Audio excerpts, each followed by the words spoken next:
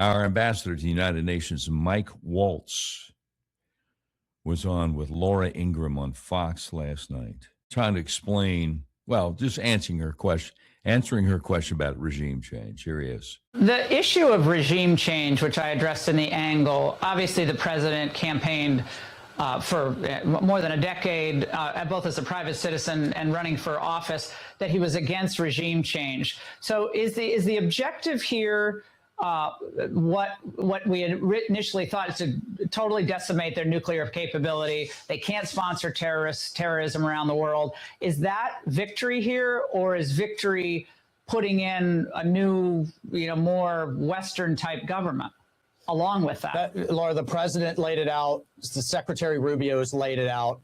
They cannot have a nuclear weapon. They have to give up their long-range ballistic missiles. They cannot continue to sponsor terrorism all over the world, as what many administrations have put up with as the world's largest state sponsor of terrorism. And they can't have these naval capabilities that can instantly shut off 20% of the world's energy supply. Those are the objectives, and God bless our United States military that are achieving those objectives right now as we speak. Like you said, in many ways, we've already won. And decapitating the leadership that can pull the trigger on many of those things, on all of those things, was a key objective. Now, if the Iranian people take matters into their own hands and get rid of this diabolical regime, then I think that will be applauded around the world. That's strong, brother. That's strong. Now, remember a little bit earlier, we had a clip from President Trump who said, I guess the worst case would be we do this and then somebody takes over who's as bad as the previous person, right? That could happen. So a rag that calls itself the American conservative, which really isn't conservative, they're commies, they're concerned about this.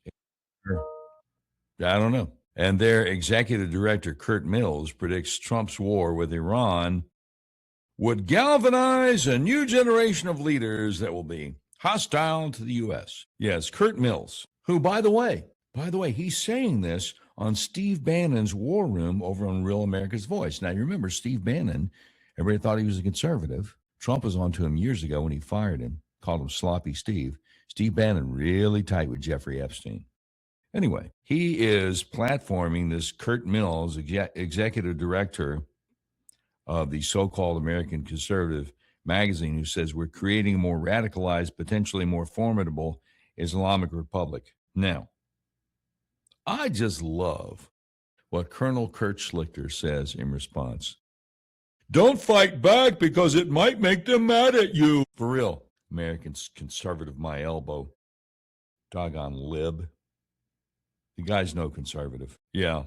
By the way, just in case your liberal friends and family over there on TikTok are saying that American or Israeli missile killed a bunch of school children in Iran, the Iranian government has already admitted it was one of their misfired missiles. But people keep lying. They keep lying. So Representative Jason Crow, who serves on the Intel and Armed Services Committees, Democrat, says that Trump is lying. Cynical Publius responds, you're the freaking liar. You know full well how many American servicemen and servicewomen died at the hands of Iranian EFPs. How do you sleep at night? Yeah. I often wonder about that. I really do.